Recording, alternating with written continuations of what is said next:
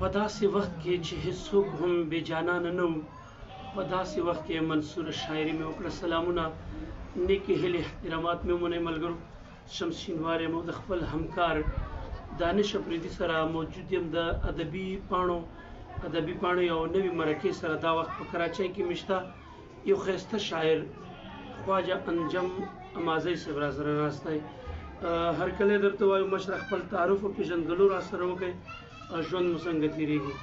ډېره مننه شمس شینواري صاحب او دانش اپریدي صاحب.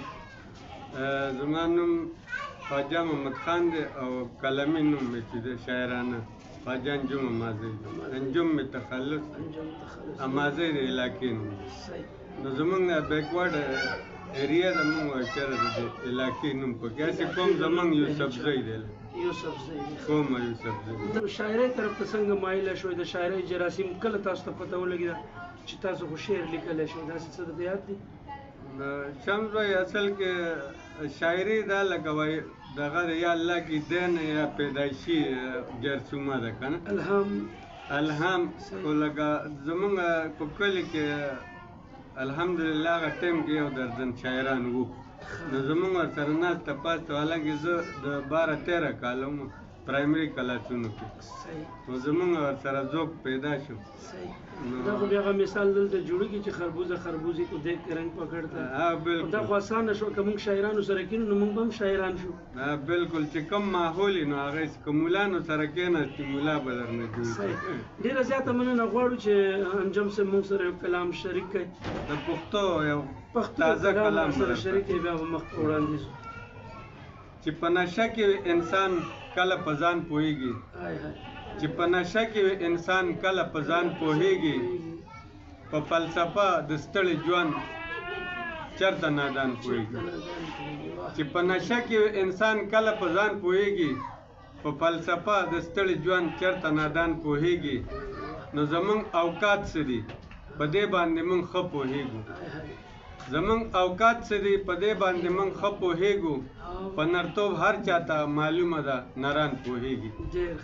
نو په سادګۍ مې کام تمام عمر نقصان کړی دی، په سادګۍ مې کام تمام عمر نقصان کړی دی. هاي افسوس نه په خپل سود او نه په زیان پوهېږي.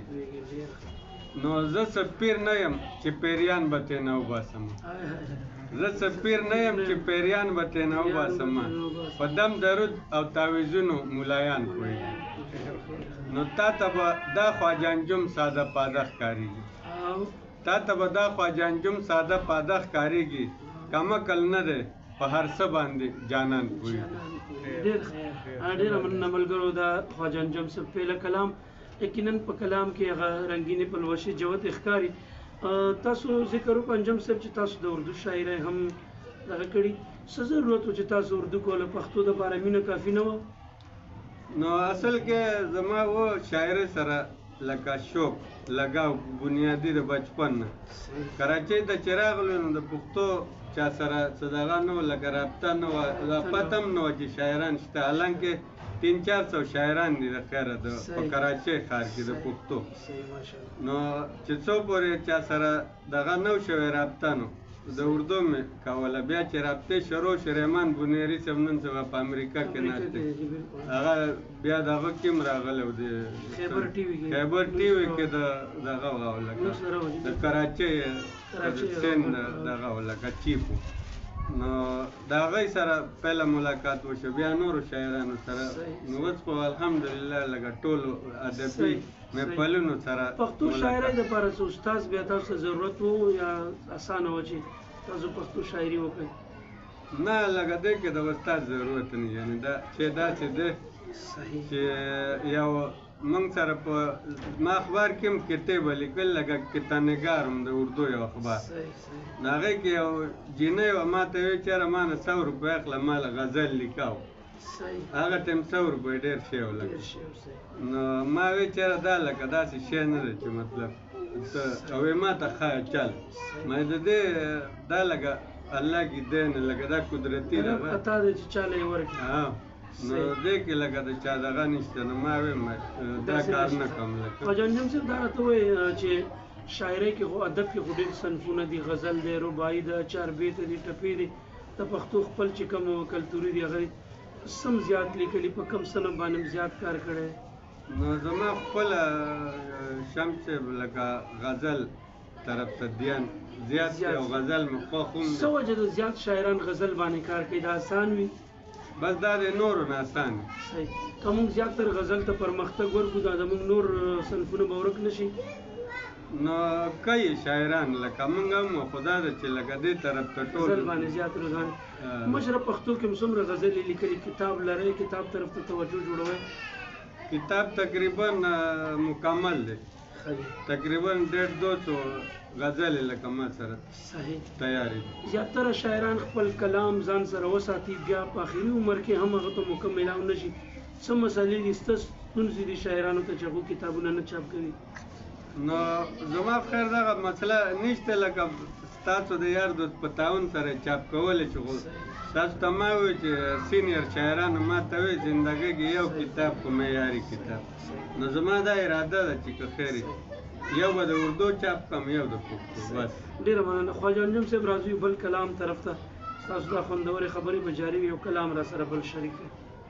دا یو شارټ فارم کې یو څو هغه دي شعرونه.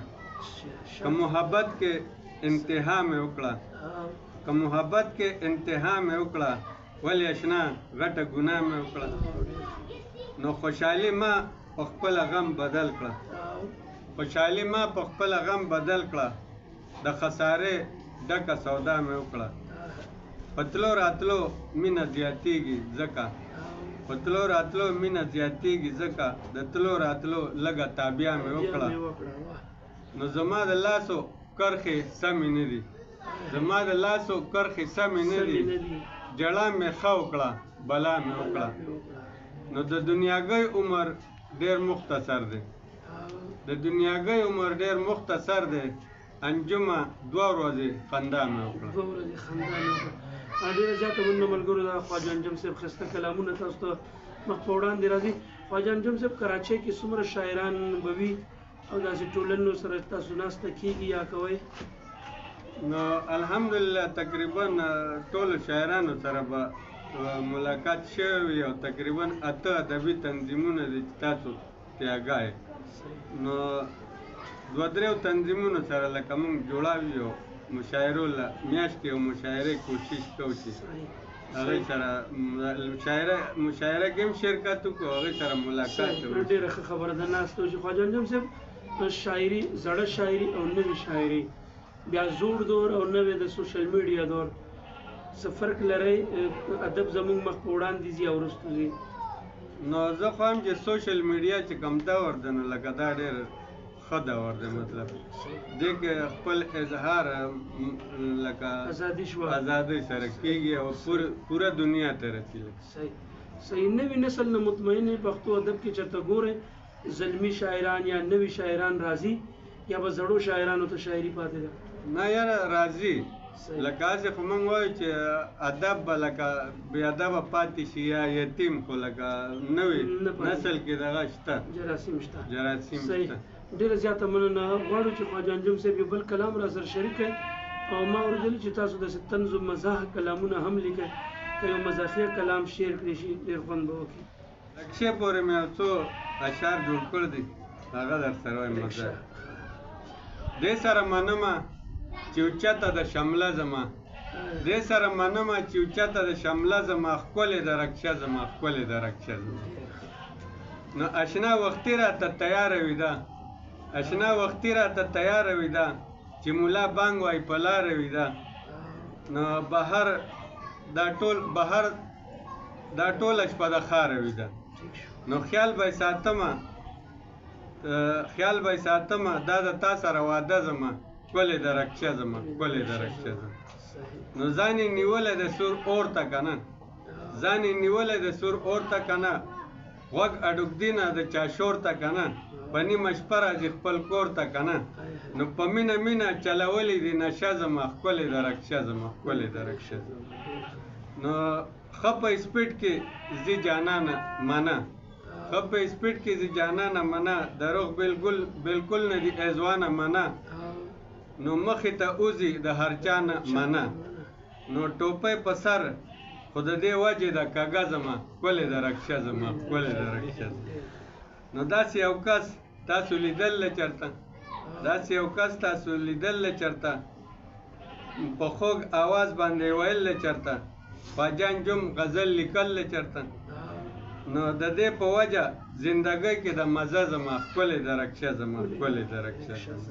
نو دې سره منمه چې اوچته د شمله زما ښکلې د رکشه زما ښکلې د رکشه زما دا مې د یو رکشې والا په فرمایش ما ته خو داسې معلومېده لکه تاسو ته د رکشې روزګار کوي نو رکشه چې ښه روزګار کوي نو روزګار سره د سړي شمله اوچتېږي پښتنو ملګرو لکه ډېره زیاته مننه ملګرو دا زموږ سره ډېر ښایسته شاعر خواجه انجم امازی صاحب چې دغه ښایسته کلامونه تاسو واورېدل اخري کې به د دوی نه یو خپل پیغام واورو بیا به اجازه غواړو د وخت راکولو مننه کوم خواجه انجم صاحب اخري کې را سره خپل پیغام شریک کړئ څه وایي په کراچۍ کې یا په نړۍ کې چې څومره پښتانه دي که بقا غواړي ژوند غواړي او پښتو ودانه وي څه به کول غواړي شمس بھائی زما خو دا پیغام دی چې نوي نسل ته خاص کر چې پښتو ادب کې چې دی نو لږ محنت وکړي او دا پښتو هېرېږي نه لکه اوس هم پښتو کې څه کار روان دی نو هغې کې حروف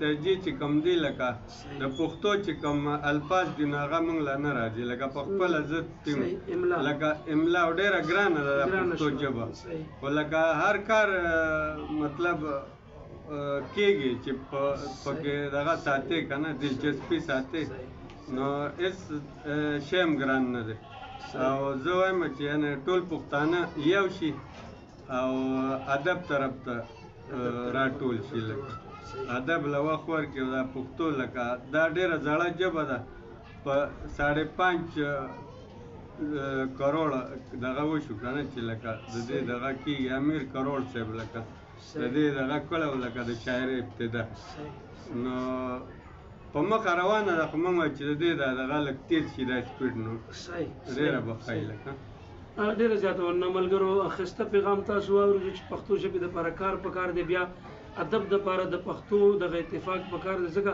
چې نن سبا چې د سوشل میډیا کوم دور را روان دی موږ کوم طرف ته روان یو یا زموږ نوی نسل په موبایلو کې څنګه بوخت شوی دی په پبجي کې لګیا دی په ټیک ټاک کې لګیا دی وکړئ پبجي هم وکړئ ټیک ټاک هم وکړئ خو پکار دی چې په ټیک ټاک باندې موږ د پښتو شاعري هغه کو کلامونه مخ په وړاندې کړو د شاعرانو مرکې مخ په وړاندې کړو ځکه چې دغه چې کوم بیک ګراوند موږ ته میلاو شوی دی دغه به موږ سره ژوندی وي سوشل میډیا کې به خلک پښتو وایي پښتو به پېژني پښتو به ګوري الله مو راته خوشحال لره د بلې مرکې پورې د نه غواړو اجازه خپل کوربه شمشینواري د همکار دانش افریدي او د ګران میلمان انجم صاحب ډېره مننه بلې مرکې سره به بیا زیریږو د الله په امان